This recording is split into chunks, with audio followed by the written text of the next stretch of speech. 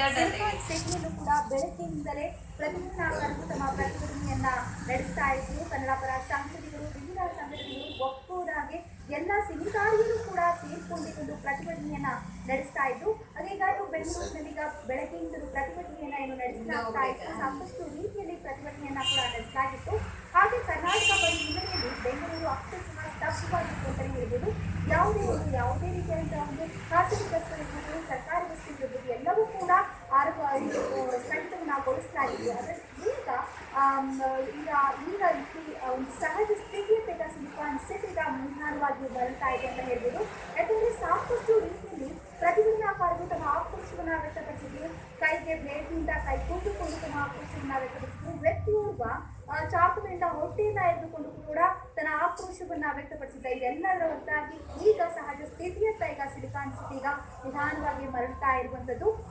Silicon city ಬೆಂಗಳೂರಿನಲ್ಲಿ ಈಗ ಜನರಿಂದ ಉತ್ತಮ ಪ್ರತಿಕ್ರಿಯೆ ಕೂಡ ಈ ಒಂದು ಪ್ರತಿಭಟನೆಗೆ ಸಿಕ್ತು. ಕರ್ನಾಟಕ ಬಂದ್ಗೆ ಉತ್ತಮವಾದಂತಹ ಸ್ಪಂದನೆ ದೊರೆಯಿತು. ಹಾಗೆ ಈಗ ಖಾಸಗಿ ಬಸ್ಗಳು, ಆಟೋಗಳು, ಟ್ಯಾಕ್ಸಿಗಳು ಈಗ ನಿಧಾನವಾಗಿ ತಮ್ಮ ಆರಂಭವನ್ನ ಈಗ ಪ್ರಾರಂಭಿಸಿರುವಂಥದ್ದು. ನಿಧಾನವಾಗಿ ಅಂಗಡಿ ಮುಂಗಟ್ಟುಗಳನ್ನ ಕೂಡ ಈಗ ಒಂದೊಂದಾಗಿ ಈಗ ತರಿತಾ ಇದ್ದಾರೆ.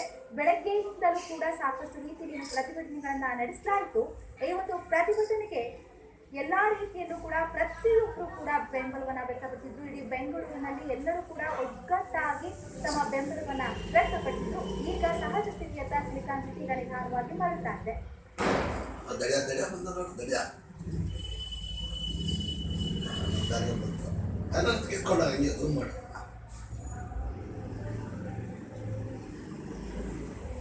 ಇದರ ಬಗ್ಗೆ ಹೆಚ್ಚಿನ ಮಾಹಿತಿಯನ್ನ ನಮ್ಮ ಪ್ರತಿನಿಧಿ ಆನಂದ್ ಕೂಡ ಬೆಂಗಳೂರಿನಲ್ಲಿ ಸಾಕಷ್ಟು ರೀತಿಯಲ್ಲಿ ಪ್ರತಿಭಟನೆ ನಡೆದಿತ್ತು. ಅಕ್ಷರಶಃ ಬೆಂಗಳೂರು ಸ್ತಬ್ಧವಾಗಿತ್ತು ಅಂತಾನೆ ಹೇಳ್ಬೋದು.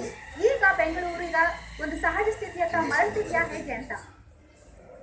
ಖಂಡಿತವಾಗ್ಲೂ ಸೌಮ್ಯಶ್ರೀ, ಏನೀಗ ಕಾವೇರಿ ಅನ್ಯಾಯ ವಿರೋಧಿಸಿ ಇವತ್ತು ಕರ್ನಾಟಕ ಬಂದ್ ಏನ್ ನಡೆದಿದೆ, ಬೆಳಿಗ್ಗೆ 6 ಗಂಟೆಯಿಂದ ಸಂಜೆ 6 ಗಂಟೆವರೆಗೂ ಕೂಡ ಇಡೀ ಕರ್ನಾಟಕ ಸ್ತಬ್ಧವಾಗಿತ್ತು. ಒಂದ್ ಕಡೆ ಸಾರಿಗೆ ನೌಕರರ ಒಂದು ಸಂಘಟನೆಗಳು ಕೂಡ ಬಂದ್ಗೆ ಒಂದು ಬೆಂಬಲ ವ್ಯಕ್ತಪಡಿಸಿದ್ರಿಂದ ಯಾವ ಒಂದು ವೆಹಿಕಲ್ಲು ಕೂಡ ರಸ್ತೆಗೆ ಹಿಂದಿರಲಿಲ್ಲ. ಹಾಗಾಗಿ ಪ್ರಯಾಣಿಕರ ಒಂದು ಪರದಾಟ ಕೂಡ ಜೋರಾಗಿತ್ತು.